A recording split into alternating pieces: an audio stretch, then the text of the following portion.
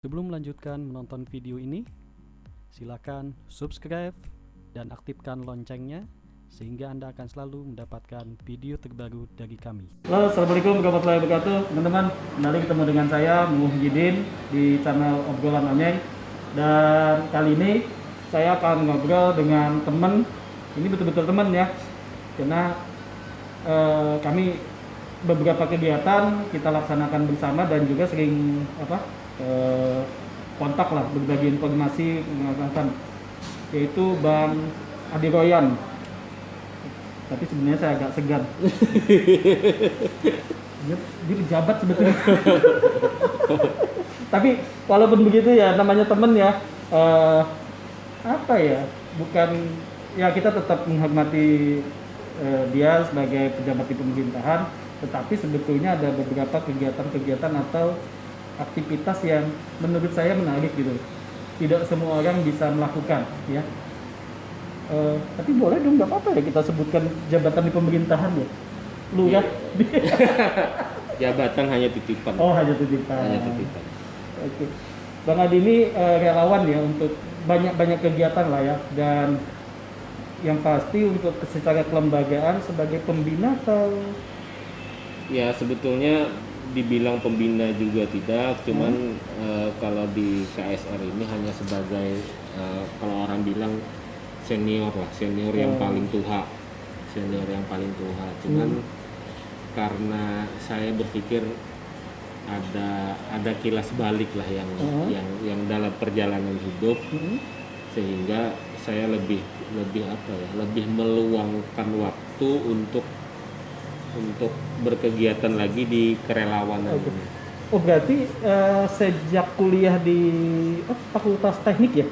Saya dulu alhamdulillah tahun 95 itu kuliah di Universitas Lambung Mangkurat ini di Fakultas Teknik, jurusannya arsitektur. Itu sudah di sini atau masih di Banjarmasin? Awal-awal kuliah masih di Banjarmasin. Kemudian gabung di Fakultas Teknik itu ya? Fakultas Teknik. Kemudian tahun 96, 97 pindah ke Banjarbaru ini karena kampus baru itu sudah selesai waktu itu, kampus yang Fakultas Teknik boleh sekarang. dikatakan mengawalin perkuliahan yang di sini ya, mengawalin dan babat alas lah dulu. Banyak rumput-rumput. Kenangan tahun itu ya. Tidak apa-apa. Tapi waktu itu sudah langsung ikut gabung di Korps Relawan PMI itu? Belum. Ya, tahun 95 begitu pindah ke sini tahun 96 97. Nah, di kurang lebih tahun 97 itu saya kenal dengan KSR ini. Nah, saya masuk KSR ini angkatan keempat. Singkat itu, oh iya, makanya usianya 25 tahun. Nah, alhamdulillah tahun ini 25 tahun. Jadi saya ini angkatan keempat. Waktu itu saya ingat betul yang KSR ini sekretariatnya tidak di sini dulu, tidak di gedung kemahasiswaan ini, bukan. Dulu namanya di kampus itu ada gedung 1 namanya. Dulu di kawasan Universitas Lambung Mangkurat ini ada terkenal gedung 1, gedung 2, gedung 3, gedung 4. Gedung 1 itu yang mana? Depan? Yang paling depan, yang sekarang pasca sarjana, yang dipakai untuk pasca sarjana. Oh, di gedung situ? Di gedung situ dulu. Nah, di atas itu ada. Wah, dulu sedih lah kalau kita melihat yang namanya masa lalu ya. Ya, kalau masa lalu, tapi nggak perlu, itu hanya sekedar kenangan aja kan. Nah, tapi yang namanya kita ingin berorganisasi yang bagus, apapun bentuknya yang ada di sekretariat itu waktu itu ya disyukuri saja. Yang asiknya dulu itu nonton TV seperti membabun. Kan ada alat musik babun tuh. Babun dipukul. Jadi kenapa nonton televisi kok jadi dibabun? Iya, kalau nggak dibabun, dipukul-pukul dulu, nggak jernih gambarnya. Jadi begitu hidupin TV harus babun dulu. Itu udah punya televisi waktu itu? Oh, TV-nya sudah punya, cuman ya itu TV-nya TV babun namanya. Jadi harus kalau nggak dipukul gitu nggak jernih gambarnya. Nah, jadi itulah ada beberapa senior saya yang membina saya. Salam hormat ke Arista, Kak Sanjoyo dan rekan-rekan yang lain, itu banyaklah pelajaran. Oke. Ada hal yang saya dapat banyak di KSR ini. Oh ya teman-teman, tapi sebelumnya memang Bang Adi ini dulu sempat aktif di Pramuka ya, dan Ya. sekarang tetap ini juga sih di Ya. kepengurusan Pramuka bersama saya juga di Kuantri cabang gitu ya.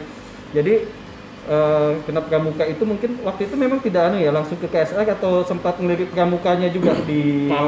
Kalau di Pramuka saya justru dari SMP Hah? sudah di Pramuka. Waktu saya berdomisili di Banjarmasin, waktu SMA saya aktifnya bukan di gugus tugas yang di SMA. Di pangkalan di sekolahan, Bukan tapi di umum. Tapi di umum. Dulu di Belitung Darat itu ada dulu namanya kantor Dinas Penerangan. 001-nya di situ ya? Ya, Dinas Penerangan itu ya. Oke. 001, 002 dulu. Oke.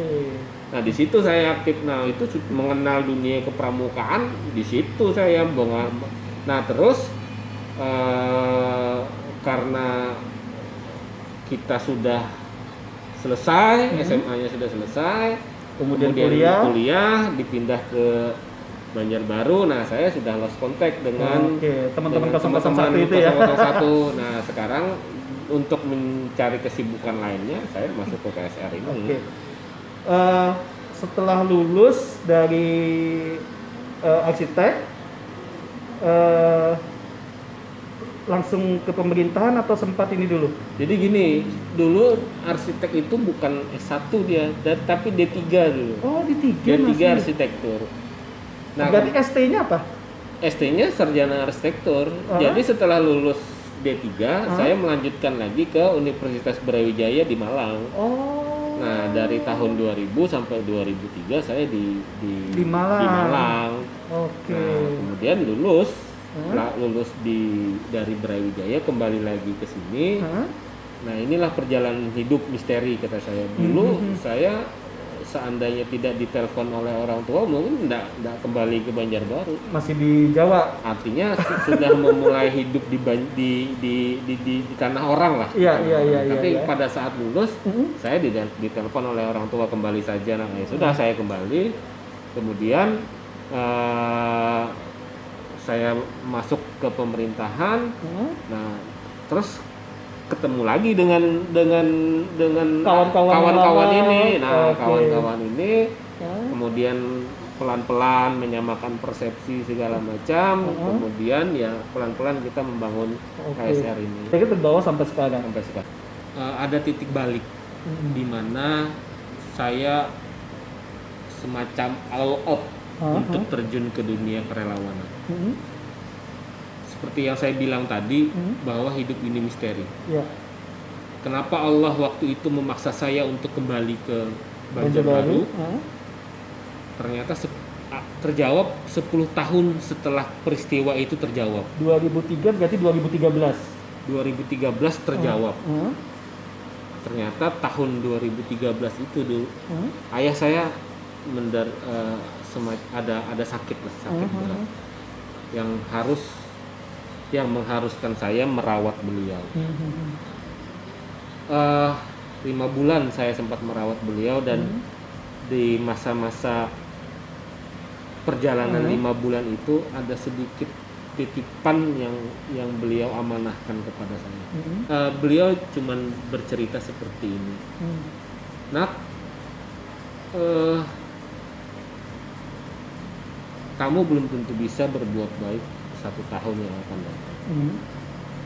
Kamu belum tentu bisa berbuat baik 1 bulan yang akan datang. Kamu juga belum tentu bisa berbuat baik 1 minggu yang akan datang. Bahkan kamu belum tentu bisa berbuat baik besok. Tapi yang dapat kamu pastikan adalah kamu bisa berbuat baik detik demi detik. Nah, dari situ setelah mendiang ayah saya meninggal, saya all out lah. Artinya di satu sisi saya juga berpikir, hidup ini untuk apa? Kalau hanya untuk makan, Allah sudah menitipkan amanah, yaitu jabatan saya. Kalau hanya untuk hidup, ya kita semua hidup. Oke. tapi bagaimana kita memaknai jabatan dan memaknai hidup. Oke. Akhirnya saya alhamdulillah setiap hari menyempatkan untuk berpikir bagaimana kita bisa berbuat baik besok, besoknya. Oke. Dan syukurnya alhamdulillah ternyata balik lagi ke KSR ya, ketemu Ya, lagi dengan teman-teman yang ketemu ini. lagi dengan relawan-relawan di sini. Oke. Akhirnya seiring jalan waktu mulai lagi aktivitas kerelawanannya, Ya, dan sampai sekarang alhamdulillah programnya tetap jalannya. tetap jalan. Oke. Oke. Saya dengan Bang Adi ini punya beberapa pengalaman teman-teman ya. Jadi pada saat bencana di Palu, Ya. banyak cerita lah ya. Jadi di Palu itu saya kebetulan ketua Satgas Pramuka Peduli. Jadi adik-adik Pramuka itu mengumpulkan donasi. Waktu itu kalau tidak salah hampir 40 sekian Ya. juta uang terkumpul. Kita mengalami persoalan uang ini mau dikirim ke sana, tapi ternyata teman-teman di sana kondisinya lost contact. Akhirnya ini saya mau cerita bagaimana Bang Adi dengan dunia kerelawanannya itu proses untuk bantuan itu bisa sampai dengan mudah itu nanti Bang Adi juga sambil bisa bercerita. Jadi akhirnya kita waktu itu memutuskan untuk berangkat ke Palu. Ya. Berangkat ke Palu, kita cek segala macam ya Bang Adi ya. Iya. Ternyata berangkat itu tidak mudah. Tidak mudah. Artinya banyak hal karena kondisi kotanya yang memang tidak bisa waktu itu pesawat belum bisa landing apa segala macam. Nah, kemudian tadinya kita mau bawa uang ke sana, pure, kemudian kita belanja gitu ya. Tapi tiba-tiba kita diskusi, Bang Adi kemudian ide untuk membawa produk UKM ya. Ya. Jadi kita ke sana membawa produk teman-teman UKM Banjarbaru berupa ikan asin yang sudah siap saji ya, siap saji.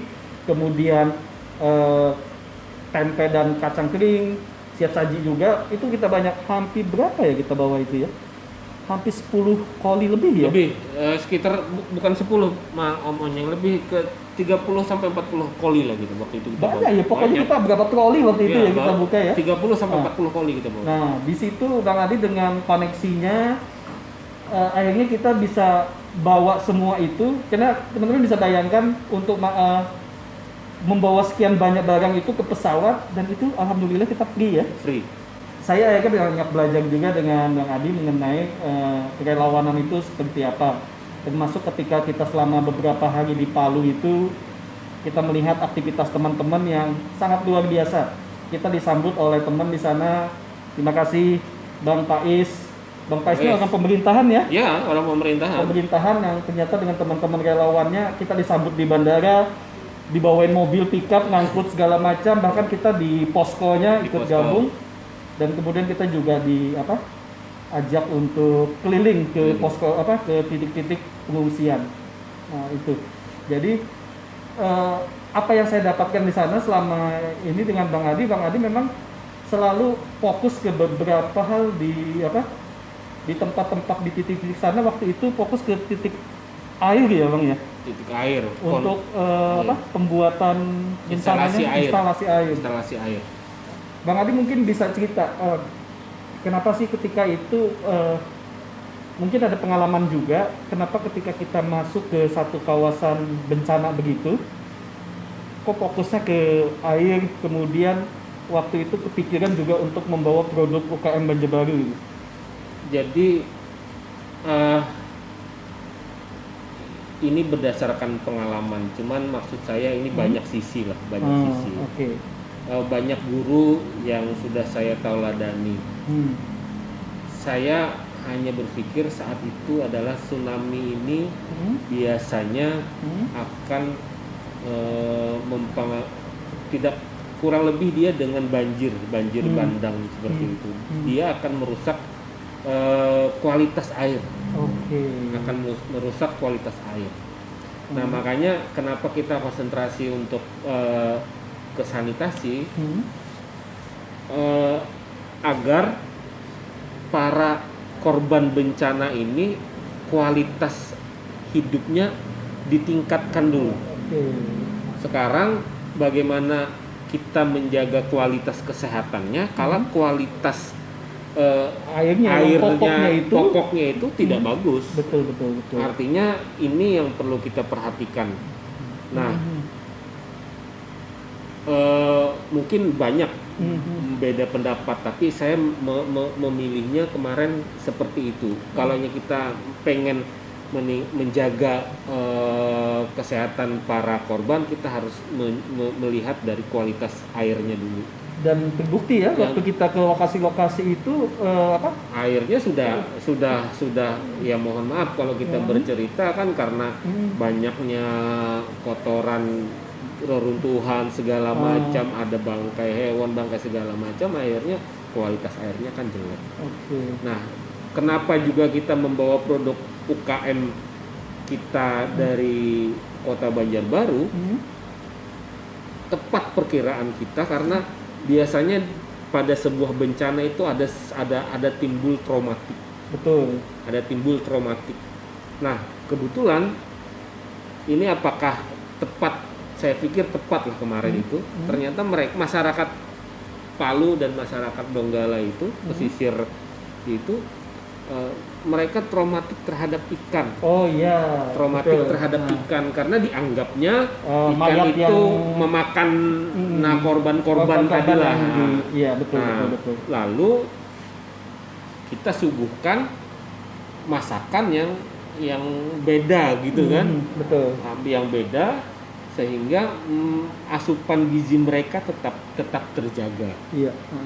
Dan ini adalah pelajaran bagi kita semua omongnya. Ini salah satu titik balik juga bahwa sangat berharganya hidup. Betul. Bagaimana Allah sangat menjaga kemuliaan setiap jengkal tanah. Bayangkan kalau saya sedikit bercerita, Om Anjing juga melihat sendiri. Palu Donggala itu 30 km. Jalannya itu kiri kan hampir 80% di pesisir pantai.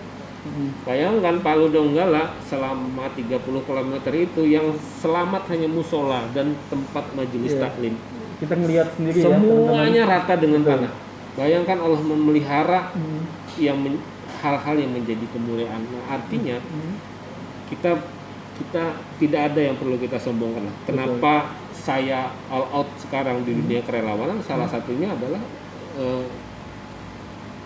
saya pikir ini mungkin silahkan bagi orang menganggap ini naif, tapi bagi saya ini adalah modal saya pada suatu saat nanti kalau saya sudah tidak bisa bernafas lagi, ini adalah modal bagi saya. Iya, teman-teman. Jadi memang dunia kerelawanan ini harus totalitas ya. Tidak bisa kita setengah-setengah, dan ini juga soal trust, soal kepercayaan orang kepada kita bahwa apa yang dititipkan ke kita memang kita salurkan. Bang, bisa cerita nggak ada pengalaman selama relawan di lapangan itu, hal-hal yang mungkin ya boleh dikatakan tidak terlupakan dan bisa menjadi pembelajaran kita bersama? Bang Adi kan sempat di ini ya Gunung Merapi ya dulu ya. 2010 saya ke Merapi, terus alhamdulillah saya di Lombok juga. Oh, gempa Lombok kemarin. Oke. Salam hormat Pak Mas Bayu di Lombok. Saya. Dan ada program untuk membangun masjid ya? Ya, dengan almarhum Pak Najmi Adani, kita membangun satu buah masjid di Teluk Kodek dan membantu pondok pesantren. Ini saya menjembatani saja dari pemerintah kota ke rekan-rekan di Lombok. Tapi hal yang menjadi pelajaran adalah dengan dunia kerelawanan ini kita mencoba untuk lebih merendahkan diri. Setinggi-tingginya jabatan, sepintar-pintarnya manusia, tidak mungkin berarti lah di muka bumi ini kalau tidak memberikan kebaikan. Mohon maaf kalau saya sedikit beranalogi, ini pikiran saya, silakan kalau ada beda pendapat. prestise itu adalah apa yang ada di otak. Oke. Kepintaran, Hmm. kekayaan, hal-hal duniawi lah itu ada Oke. yang di otak. Tapi mohon maaf kalau seorang muslim begitu sholat, sujud, apa yang ada di pikirannya itu tidak lebih bagus dari apa yang ada di Iya. di pantatnya, mohon maaf. Iya. Ya, gitu kan. Nah, jadi seperti itulah saya memaknai hidup. Dunia ini hanya titipan. Kita tidak tahu. Saya seringkali kepada relawan ini berkata, yang titik balik tadi yang saya bilang bahwa kita harus berbuat baik. Kita tidak tahu kapan kita harus dipanggil. Setidaknya ini menjadi modal.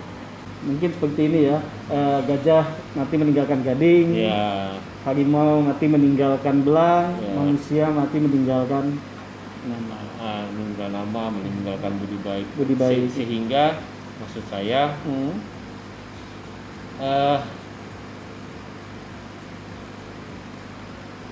supaya kita hidup ini lebih lengkap aja. Iya, betul.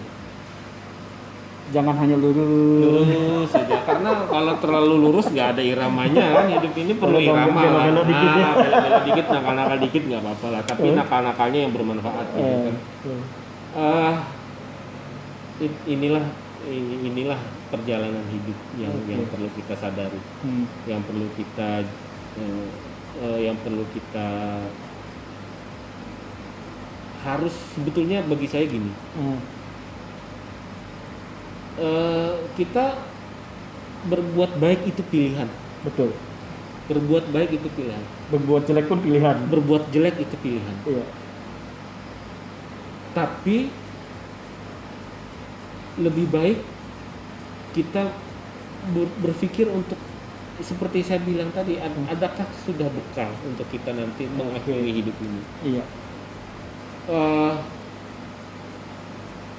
Banyaklah yang sudah saya lalui, banyak kemukjizatan yang saya lalui dengan saya terjun ke dunia kerelawanan ini. Tidak bisa saya bahkan cerita bahkan sempat terbersit loh, saya mau pingin mengeluarkan buku tentang sedekah 2000 saya tapi ya belum ada waktu untuk lebih konsentrasi ke sana. Oke. Tapi insya Allah mungkin dicatat lah di yang lain gitu ya. Gitu. Oke, menarik Bang Adi. Kita ngobrolin mengenai kerelawanan dan juga banyak cerita-cerita yang bisa kita ambil hikmahnya gitu ya. Bang Adi, terima kasih sudah mau berbagi cerita, mau ngobrol. Mudah-mudahan apa yang kita lakukan hari ini bermanfaat. Amin. Dan Bang Adi dan juga teman-teman KSR PMI Universitas Lambung Mangkurat tetap istiqomah untuk selalu menjalankan kebaikan. Dan mudah-mudahan semakin banyak orang yang bisa kita bantu gitu. Amin. Oke, baik teman-teman, demikian obrolan kami ya. Mudah-mudahan bermanfaat. Silakan untuk subscribe, like dan berikan komen yang positif. Bertemu lagi dengan saya di video berikutnya. Terima kasih. Assalamualaikum warahmatullahi wabarakatuh.